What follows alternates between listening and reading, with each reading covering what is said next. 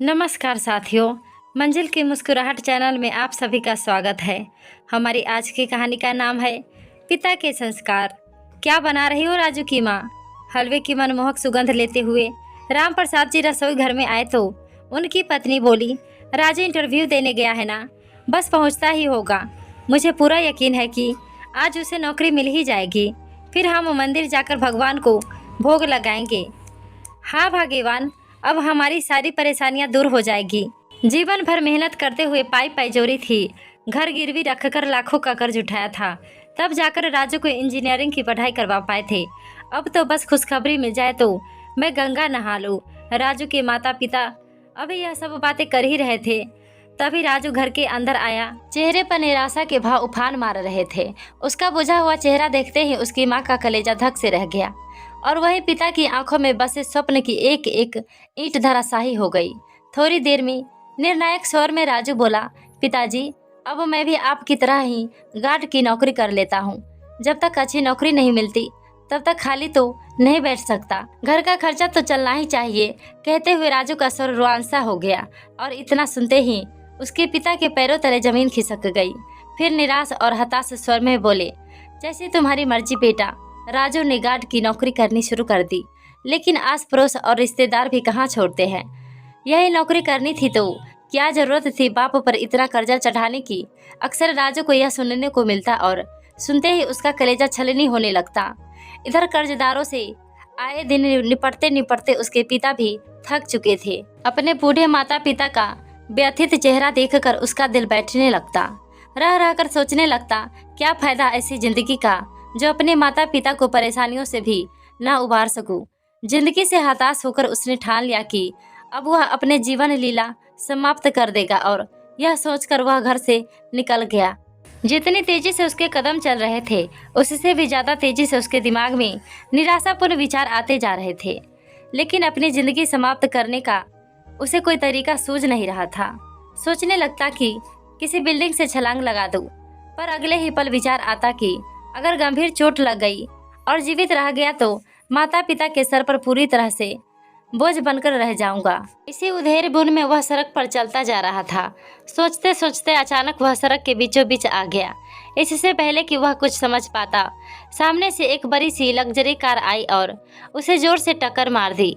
टक्कर लगते ही राजू उछलकर सड़क के दूसरे किनारे पर जा गिरा और बेसुध हो गया। कुछ ही देर में मीडिया वालों ने यह बात आग की तरह फैला दी कि देखो, बड़े बड़े बिजनेसमैन इस तरह अपने घमंड में चूर होकर अंधाधुन गाड़ी चलाते हैं कि गरीब लोगों की जिंदगी की कीमत तक नहीं जानते।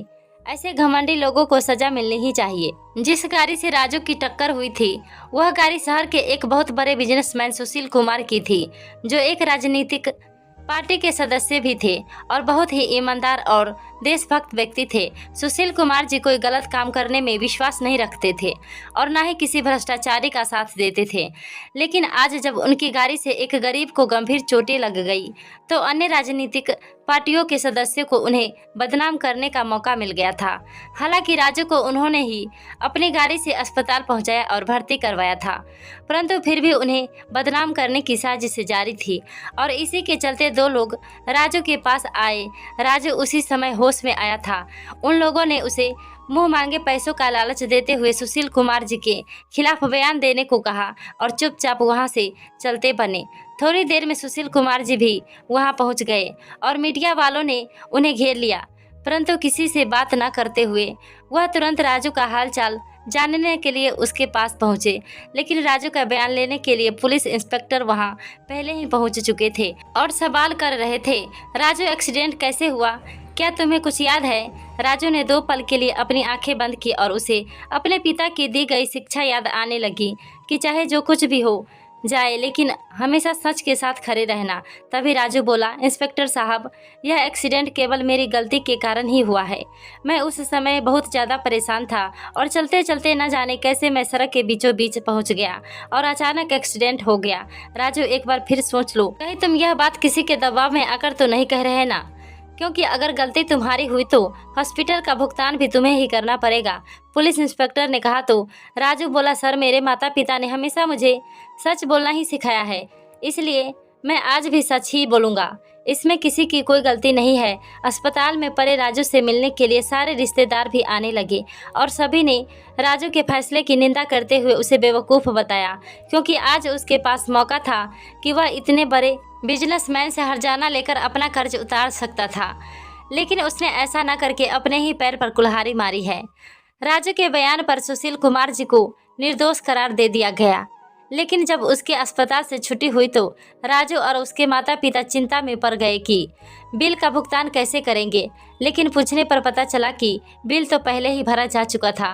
15 दिन अस्पताल में बिताने के बाद राजू अपने माता पिता के साथ घर लौट आया, लेकिन अब फिर से वही परेशानी थी कि आखिर घर का खर्चा कैसे चलाया जाए।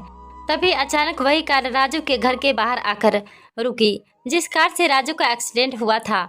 इतनी बड़ी कार देखकर आस पड़ोस के लोग भी हैरान रह गए। सुशील कुमार जी उस गाड़ी से निकले और राजू से मिलने के लिए उसके घर गए। इतने बड़े व्यक्ति को अपने छोटे से घर में आया देख राजू के माता पिता हड़बड़ा गए। तभी सुशील कुमार जी राजू के पास रखी पुरानी सी कुर्सी पर बड़ी सहजता के साथ बैठ गए और बोले, राजू, तुम्हारी ईमानदारी देखकर मुझे बहुत अच्छा लगा।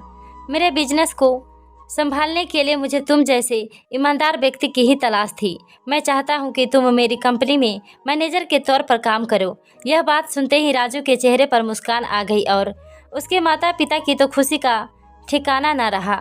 तभी राजू के हाथों में 10 लाख रुपए का चेक पकड़ाते हुए सुशील कुमार जी बोले, यह मेरी तरफ से तुम्हारी ईमानदारी का इनाम है। पूरी तरह से ठीक होने के बाद तुम वो नौकरी ज्वाइन कर लेना। अच्छी तनख्वाह के साथ तुम्हें कंपनी की तरफ से फ्लैट और गाड़ी भी दी जाएगी। इतना सुनते ही राजू के माता पिता की आंखों से आंसू बह निकले। उन्होंने हाथ जोड़ते हुए सुशील कुमार जी को धन्यवाद कहा तो सुशील कुमार जी बोले, शुक्रिया तो मुझे आप लोगों का करना चाहिए। आपके पास मौका था और आप उस मौके का फायदा उठाकर मुझसे मुँह मांगे रकम हड़प सकते थे, लेकिन आपने ऐसा नहीं किया। मुझे खुशी है कि आज के समय में भी ऐसे ईमानदार लोग मिलते हैं। ऐसा कहकर सुशील कुमार जी ने राजू को अपना फ़ोन नंबर दिया और चले गए। राजू और उसके माता पिता अभी तक यकीन नहीं कर पा रहे थे कि नियति भी कैसे कैसे खेल रचती है। उनकी आंखों से खुशी के आंसू थमने का नाम ही नहीं ले रहे थे। आज राजू की माँ ने फिर से हलवा बनाया और भगवान को भोग लगाने के लिए खुशी खुशी मंदिर गई। तो दोस्तों, ये कहानी कैसी लगी कमेंट में अपना राय ज़रूर बताएं। साथ ही चैनल पर नए हैं तो लाइक और सब्सक्राइब करना ना भूलें। बहुत बहुत धन्यवाद।